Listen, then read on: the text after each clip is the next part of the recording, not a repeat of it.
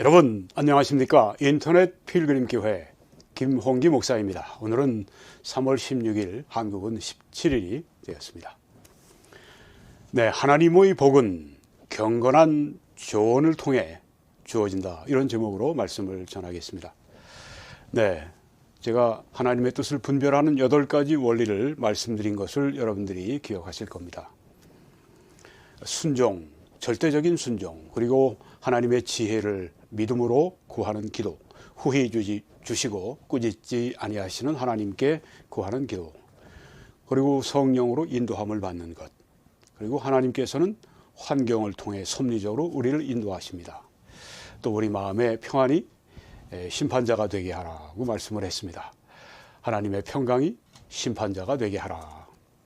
그리고 자신의 소원, 하나님께서 우리 안에 행하셔서 우리로 하여금 소원을 품고 행동하게 하신다고 말씀했습니다. 그리고 오늘 경건한 조언에 대해서 말씀드리겠습니다. 상식은 다음번에 말씀드리도록 그렇게 하겠습니다.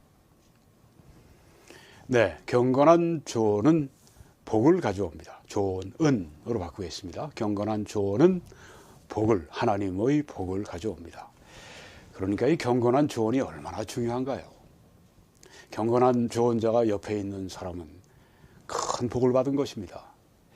우리가 이 목사님들 설교들을 통해서 우리가 늘 경건한 가르침, 조언을 받고 있지만, 우리가 개인적인 어떤 선택을 위해서 우리에게 주는 경건한 지혜로운 조언을 주는 분이 우리에게 있다고 하는 것은, 그건 하나님이 복을 예비해 놓으신 것이죠. 경건한 조언은 복을 가져온다.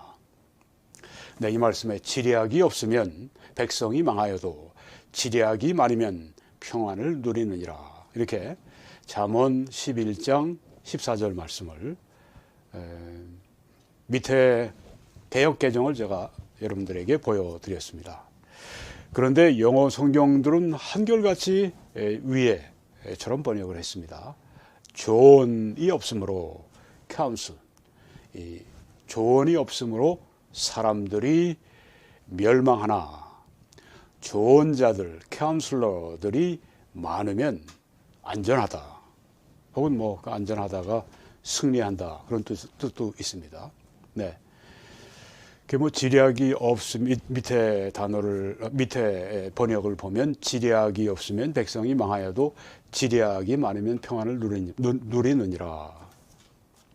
네, 여기에 그 지략이 누구의 지략인지가 여기 나와 있지가 않습니다. 네, 내 지략인지 다른 사람들의 지략인지. 네, 그런데 이 위의 번역을 보게 되면 분명하게 이해가 됩니다. 조언, 내가 아닌 다른 사람의 조언이 없기 때문에 사람들이 멸망한다, 사람들이 쓰러진다. 그런데 좋은 자들이 많으면 안전하다, 승리한다. 네, 좋은 자들이 많은 게 좋은 것입니다. 물론 경건하고 또 지혜로운 좋은 자들을 우리가 말하는 것입니다. 좋은 자들 가운데 나쁜 조언을 해서 멸망의 길로 인도하는 그런 좋은 자들도 많이 있기 때문에, 여기서 말하는 좋은 자들은 경건하고 또 지혜롭고 그런 좋은 자들을 말합니다. 그런 사람들이 많으면 안전하다, 승리한다고 했습니다. 또 다른 말씀 보면, 너는 전략으로 싸우라, 승리는 지략이 많음에 있느니라, 이렇게 개정 잠언 24장 6절에 말씀했는데요. 그 위에 여러분이 번역을 보시게 되면 영어 성경들이 한결같이 이렇게 번역을 했습니다. 너는 지혜로운 조언으로 전쟁을 벌이라. 좋은 자들이 참모들이나 책사들 전쟁으로 한다면 그렇겠죠. 그들이 많으면 승리한다, 안전하다, 이렇게 말씀했습니다. 네, 밑에 개정에는 전략으로, 지략으로 하는데 내 지략인지 다른 사람들의 지략인지 구분이 안 돼요. 네. 그런데 영어 성경들은 다 분명하게 이렇게 다른 사람들의 조언, 지혜로운 조언. 여기는 아까는 이제 그냥 조언이었는데 이 말씀에는 지혜로운 조언, wise counsel이라고 이렇게 되어 있습니다. 네. 지혜로운 조언, 할 수 있는 좋은 자들이 많으면 우리 팀이 승리한다. 안전하다. 그런 뜻입니다. 네, 뭐 영적 전쟁을 뭐 벌이든지 또 여러분이 어떤 뭐 사업을 하든지 어떤 환경 가운데 있든지 네, 지혜로운 조언자들이 많을 때 승리가 있다. 네, 우리가 한 예를 들어보면은 왼쪽에 모세 선지자가 있습니다. 모세에게 지혜를 준 분이 있었습니다. 장인 이드로라고 하는 분이죠. 출애굽기 18장에 이 기사가 나오는데요. 거기에 보게 되면 이제 이드로가 광야에서 이스라엘 백성을 이끌고 있는 모세에게 드디어 찾아와서 아주 반가운 만남을 하게 됩니다. 그런데 이제 모세가 이렇게 하는 일을 보니까 장인이 영 못마땅한 겁니다. 왜냐하면 모세는 앉아 있고 백성들이 쭉 줄을 서서 그 땡볕 아닙니까?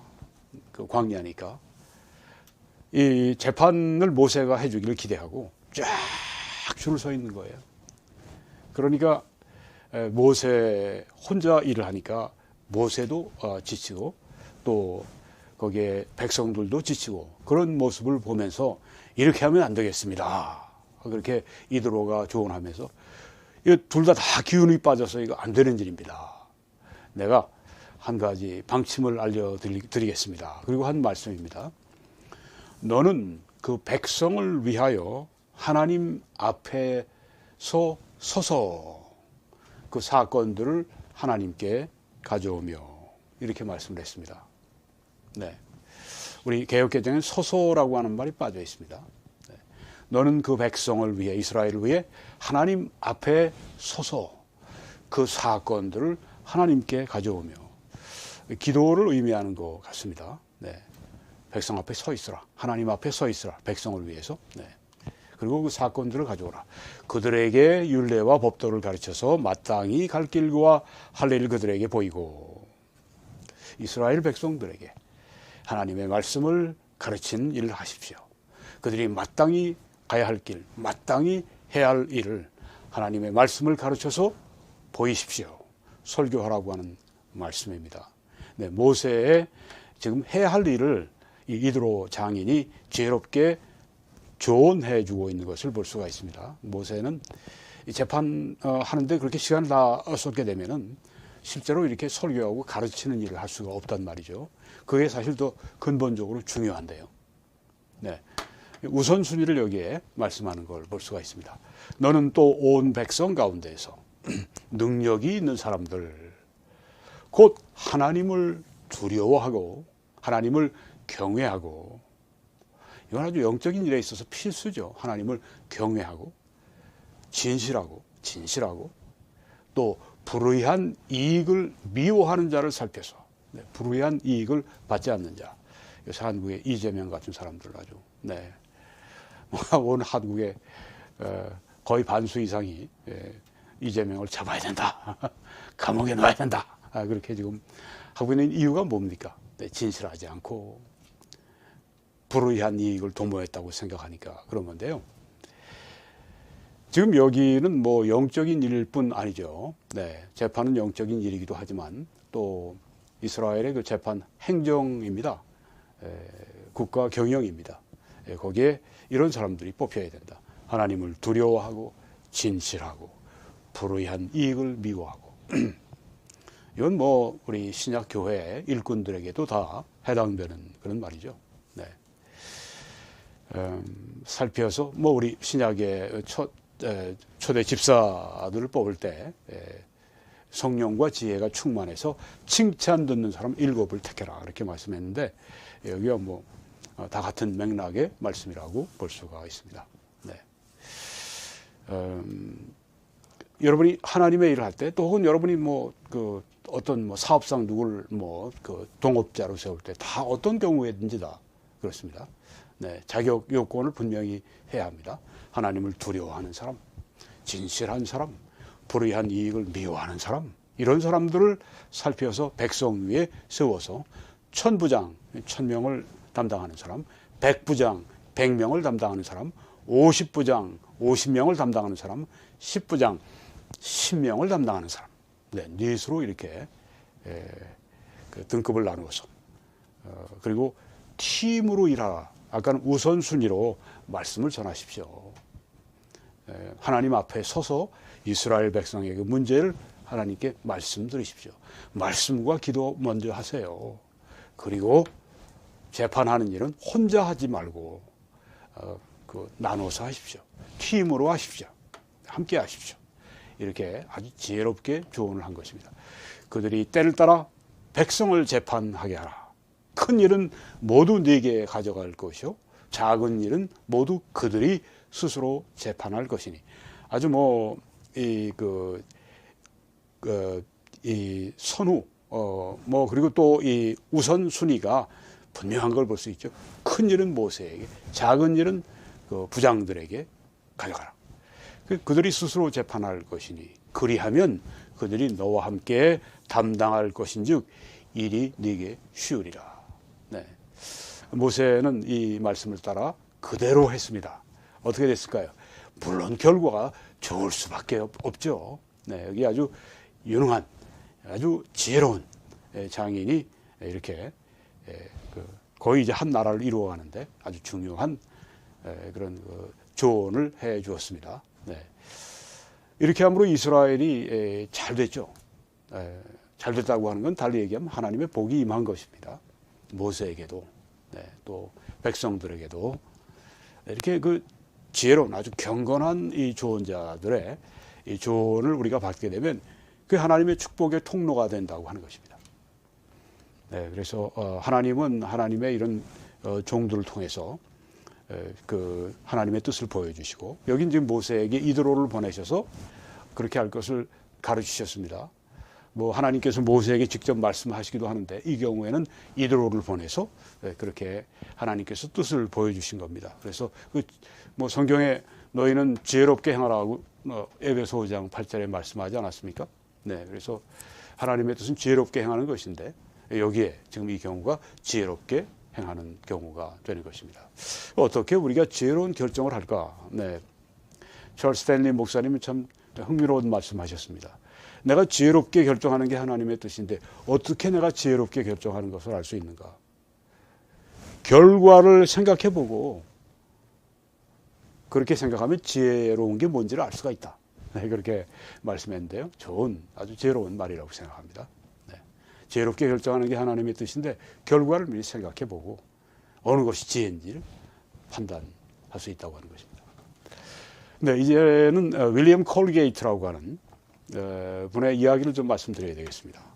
네, 이분은 1783년에서 1857년에 태어나기는 영국에서 태어났고 남북 전쟁이 있을 때 아버지가 이제 로버트 콜게이트인데 그분은 미국이 독립하는 것을 바랬습니다. 영국인임에도 불구하고 그래서 그때 미국으로 이민을 와버렸어요. 영국 농부가. 그래서 이제 미국에서 이민을 해서 아들이 기가 막히게 잘 됐습니다. 콜게이트라고 하는 이 이름이 생각이 나지 않으십니까? 네. 콜게이트 치약. 네. 이 콜게이트가 만든 회사가 비누, 치약, 이런, 올리브 오일, 등등 여러 가지, 이렇게 만들어내는 회사인데요. 네. 이 콜게이트가 16살이 됐을 때 집을 떠나서 뉴욕으로 배를 타고 갑니다. 그런데 선장하고 대화를 하게 되었습니다. 근데 이 선장은 대단히 지혜롭고 경건한 분이었었어요. 정말 잘 만난 거죠. 하나님의 은혜였죠. 네, 이분은 평생 침례교인으로 평생에 아주 하나님을 위해서도 큰 일을 한 그런 하나님의 일꾼이었습니다.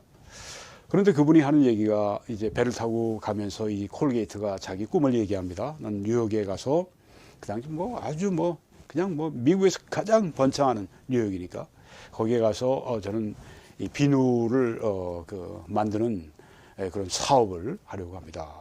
그러니까 이 선장이 듣고 그래요.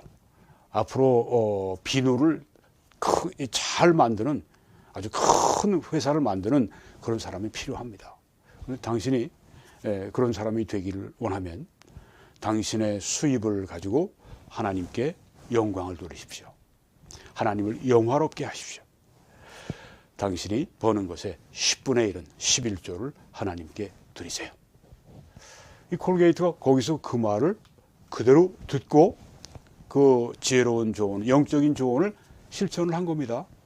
이 콜게이트가 점점 사업을 하는데 굉장히 잘 되는 거예요. 그래서 10분의 1은 부족하니까 10분의 2, 10분의 3, 10분의 4, 15조까지 들어가면서 하나님에 드리면서 그렇게 사업을 확장해 나가는데 뭐 그 동업자들이나 뭐 새로 사업을 시작하려고 하는 사람들에게 지혜를 주고 도와주기도 하고 뭐 그래서 아주 이렇게 그 자선가로도 유명하고 또 교회 그 침례교회의 그 해외 선교부 그 일 거의 자기 어깨에 떠맡다시피 할 정도로 그 하나님께 뭐 10분의 5 뭐 계속 뭐 선교를 위해 드리고 뭐 그렇게 하니까요. 대학도 세워서 지금 콜게이트 대학이 콜게이트 유니버시티가 있습니다.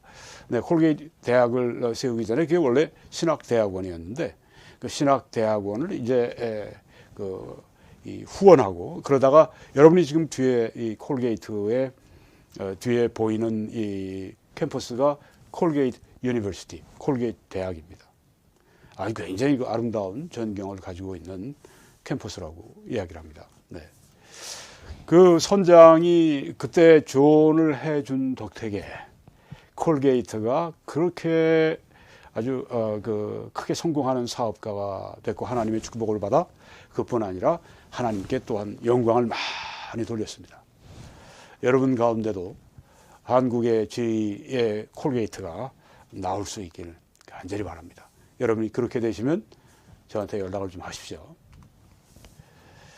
네, 하나 더 말씀드리면 이 초대교회 전 세계적으로 그 당시 초대교회 전 세계적으로 아주 큰 복을 가져온 회의가 예루살렘에서 열렸습니다. 그때가 AD 48년에서 50년경으로 그렇게 보고 있는데요. 사도행전 15장에 나와 있는데 몇 절을 제가 읽겠습니다. 어떤 사람들이 유대로부터 내려와서 형제들을 가르치되 너희가 모세의 법대로 할례를 받지 아니하면 능히 구원을 받지 못하리라 하니 이 율법 구원을 여기 지금 가르치고 있네요. 바울 및 바나바와 그들 사이에 적지 아니한 아주 심한 다툼과 논쟁이 일어난지라. 네, 그 유대주의자들, 율법 구원을 가르치는 이 거짓 교사들,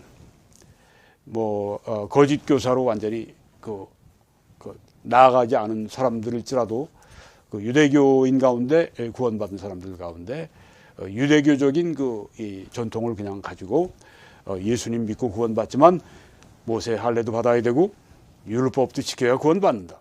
이렇게 믿는 사람들이 있었다고 하는 거예요. 그들이 와가지고 지금 바울과 바나바가 사역하는 곳에 와서 그렇게 가르치니까 이들과 이 바울 바나바가 아주 대충돌을 일으킨 겁니다. 아주 큰 다툼과 논쟁이 일어난지라 형제들이 이 문제에 대해서 바울과 바나바와 및 그 중의 몇 사람을 바울 바나바 또 형제 몇 사람을 예루살렘에 있는 사도와 장로들에게 보내기로 작정하니라. 네, 계속 해봤자 다툼과 논쟁 그뿐이죠. 부딪히고. 네, 그런데 아주 지혜로운 묘안이 여기 나온 겁니다. 이들에게 조언해 줄 수 있는 사도와 장로들이 예루살렘에 있지 않느냐. 그대로 가자. 이제 그래서 그 유대에서 올라왔으니까 그 예루살렘에 유대주의자들 율법 구원을 주창하는 사람들의 본거지가 있는데 또 거기에 우리 사도와 장로들이 다 있으니까 베드로도 있고 요한도 있고 야고보도 있고 그리고 이제 바울과 바나바와 형제 몇 사람을 보냈습니다.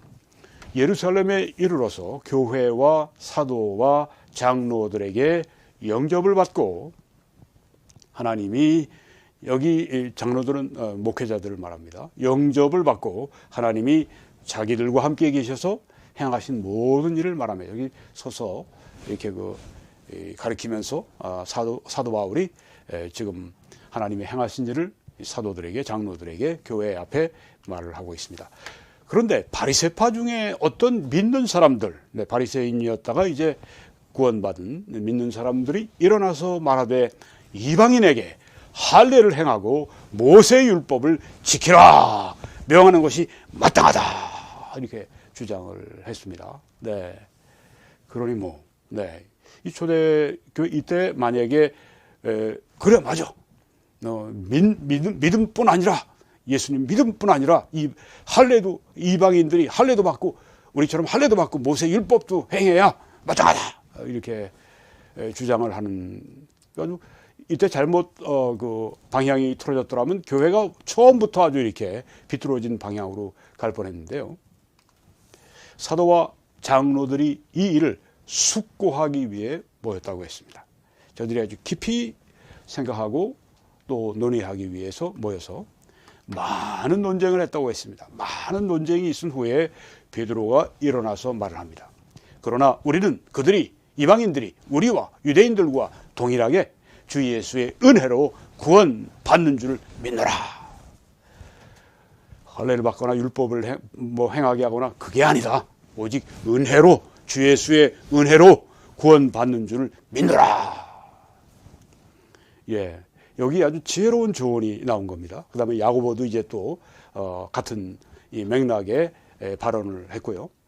여기 보십시오. 여기 지금 사도들 바울과 바나바 따로 이제 그들과 만났을 때는 그저 언쟁하고 뭐 다툼하고 뭐 논쟁하고 뭐 그렇게 되고 있었는데 여기 와서 하니까 사도들이 다 있고, 네, 교회 초대 그 사도들이 다 모였고 뭐 아주 대표 회의들이 교회 전 세계적인 교회 회의의 첫 번째 회의가 바로 이 회의입니다.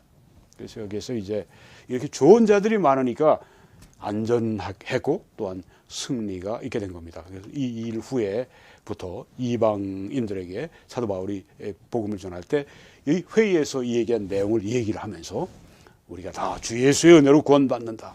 저들이 말하는 할례를 받고 저들이 말하는 이방인들이 율법을 행해야 된다고 하는 건 잘못이다. 이렇게 하면서 아주 초대 교회가 복음으로 든든히 서가는 은혜가 있었는데 왜 그렇습니까? 좋은 자들이 여기 함께 있으니까. 그런데 여러분, 그 경건한 조언, 지혜로운 조언은 이렇게 하나님의 복을 가져오지만은 그 개인과 혹은 교회나 혹은 여기에 뭐 전체적으로, 네, 잘못된 조언은 복은커녕 해악을 끼친다고 하는 겁니다.